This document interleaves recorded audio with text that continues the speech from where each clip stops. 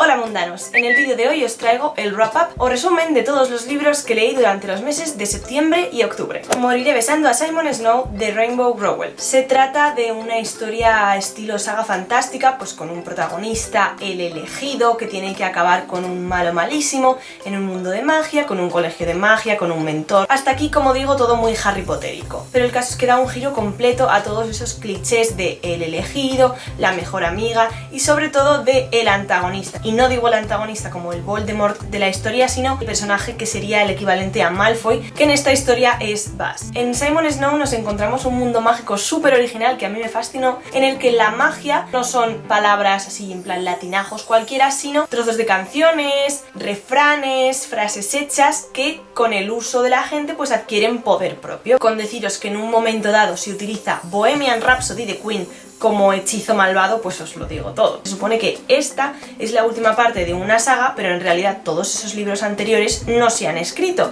así que se pasa unas 100 páginas intentando recordarte y ponerte en situación de cosas que has leído, pero que en realidad no has leído porque esos libros no existen, no sé si me explico. Pero tampoco me importó demasiado porque el mundo me parecía fascinante y además las voces de los personajes, porque está narrado desde diferentes puntos de vista, me parecían también maravillosas y sobre todo la relación, no quiero hacer spoiler, entre Simon, que es uno de los protagonistas, y Buzz, que es su antagonista y a la vez otro de los protagonistas de esta historia. Me pareció una novela de fantasía súper original y lo cierto es que además, aunque está centrada en los personajes, durante la segunda mitad la historia ya adquiere bastante ritmo y llega a un final bastante impresionante. Cosas que escribiste sobre el fuego de Clara Cortés. Sabéis que me encantó la anterior y primera novela de esta autora, Al final de la calle 118, y si bien es cierto que Cosas que escribiste sobre el fuego no me llegó tanto, quizás porque no había estado tan involucrada en el proceso probablemente, sí que soy capaz de reconocer que literariamente es mejor. Cosas que escribiste sobre el fuego es la historia de Ignasi y María. María es una chica que acaba de llegar al instituto y que es tristemente famosa en la ciudad porque ha salido en todos los noticiarios del país por una tragedia que aconteció a su familia. Nosotros la conocemos a través de la perspectiva de Ignasi, que ve como no es en absoluto el tipo de chica que él creía que iba a ser teniendo en cuenta lo que sabe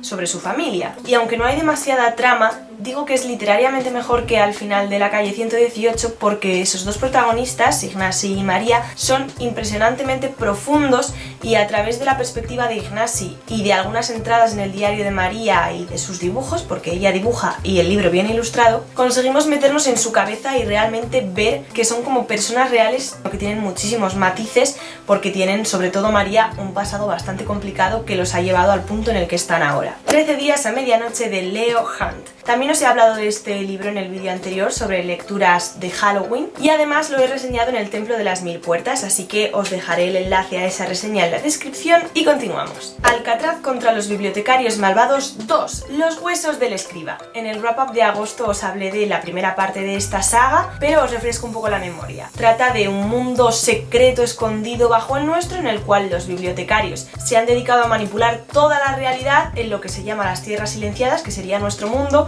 y a negarnos la visión de cómo son realmente las cosas. Después existen las tierras liberadas que quieren pues luchar contra los bibliotecarios y hacer que todo el mundo sea libre y vea cómo es en realidad la realidad. En estas tierras liberadas viven los ocultantistas, que son personas que gracias a diferentes tipos de gafas mágicas pues adquieren poderes o habilidades sobrehumanas. Y dentro de los ocultantistas está la familia de los Smedrick, que además tienen de por sí habilidades como romperlo todo o llegar siempre tarde a los sitios o despertarse con aspecto horroroso o perderse. En los huesos del escriba los protagonistas se infiltran en la mítica biblioteca de Alejandría, un lugar terriblemente peligroso porque está plagada de espectros de una secta de bibliotecarios llamada los huesos del escriba, que están constantemente intentando tenderles trampas para básicamente condenar su alma y convertirlos a su vez en huesos del escriba, espectros como ellos mismos. Es cierto que tiene una trama más consistente, en mi opinión, que la primera parte de la saga, pero me sorprendió menos porque se trata de una saga con un tono muy humorístico, con un narrador muy especial, con una voz muy definida y con un mundo bastante disparatado. Entonces la primera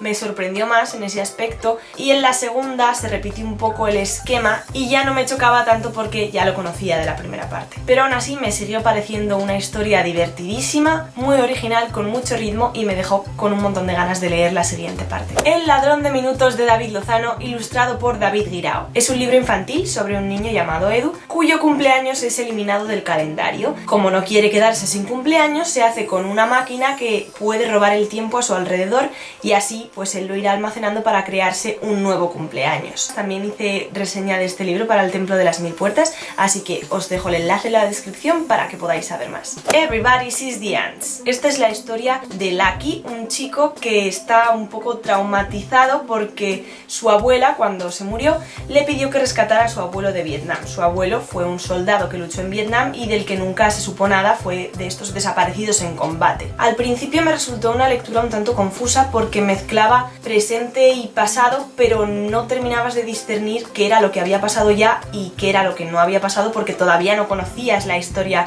del personaje, aunque llega un punto en el que pasa algo muy clave y básicamente el presente y el pasado no suceden en el mismo sitio. O sea, Lucky ya no está en su casa y en su instituto en la historia presente y en el pasado sí, y además la historia adquiere bastante más ritmo porque aparecen nuevos personajes. Es una historia de inseguridad, de la relación con uno mismo, también trata de cómo poco a poco abrirse a los demás, de la relación con los padres y con la familia. Me pareció que empezaba como una historia realista, dramática, bastante típica, con el tema del bullying, de la relación conflictiva entre los padres del protagonista, pero lo cierto es que Lucky tiene una voz narrativa muy original, muy definida y en definitiva muy real, así que si os gusta esta premisa pero estáis cansados de que el desarrollo de estas historias siempre sea el mismo, quizás deberíais darle una oportunidad a Everybody Sees the Ants. Estos han sido los libros que he leído en septiembre y octubre. Recordad que si queréis estar al tanto de los libros que voy leyendo, lo que me van pareciendo, me podéis seguir en Goodreads, donde siempre actualizo todas mis lecturas y pongo una pequeña reseña